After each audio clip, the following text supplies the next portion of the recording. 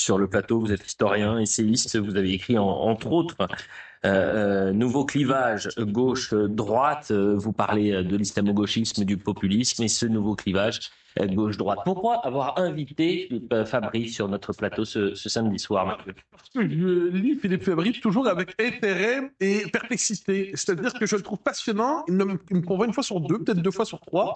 Mais le fait est qu'il est parmi les intellectuels, ceux qui posent avec le plus je dirais, de perspicacité la crise de régime que traverse la France dans une perspective historique. La plupart des commentateurs de la vie politique se contentent d'évoluer dans le petit terrain de jeu du commentaire obligé. Lui nous invite à penser ça à la lumière de l'histoire, à penser la question du régime. Et puisque les circonstances apparemment disent qu'il y a crise de régime en France, c'est un bon invité, je crois. Alors, je ne vais pas revenir sur le fait que Philippe Fabry n'est pas vraiment historien. Je ne vais pas revenir donc sur ce que dit Philippe Fabry à propos des civilisations A et des civilisations B.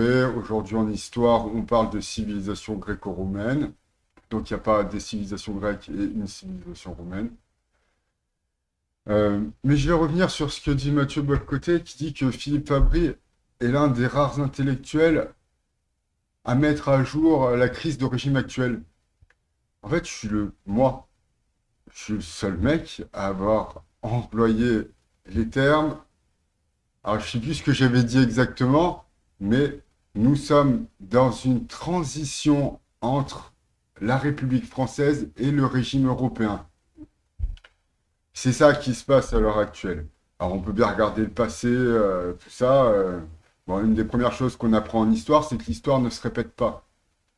Donc, on peut tirer des leçons du passé, mais on va pas dire il s'est passé ça dans le passé, donc, donc ça va se reproduire.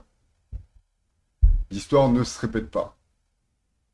Aujourd'hui, donc, il y a une crise démocratique liée à la transition vers le régime européen. Alors moi, j'aime bien en vrai Philippe Fabry. J'ai rien contre. Par contre, Philippe Fabry, lui, alors je me répète, ça je l'avais déjà dit, il dit que le régime va s'écrouler ou quelque chose comme ça. En fait, le régime, c'est le régime capitaliste. On est d'accord? Hein. Bon, bah, il se trouve que la publicité, elle régit toujours notre quotidien. La publicité, c'est bien le socle du capitalisme. Le capitalisme que nous connaissons. Donc, le régime ne risque pas de s'écrouler, point. On vit une transition vers le régime européen.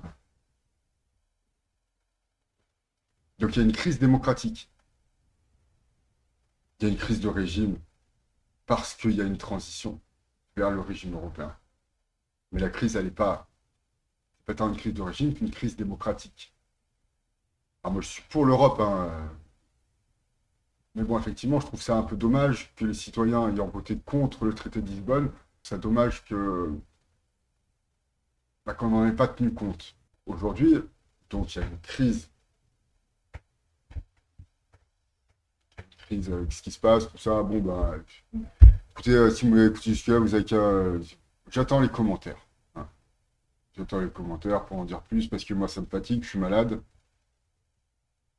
J'ai fait plein de vidéos, pas forcément beaucoup de gens regardent. Voilà, voilà, voilà. Merci beaucoup de m'avoir écouté.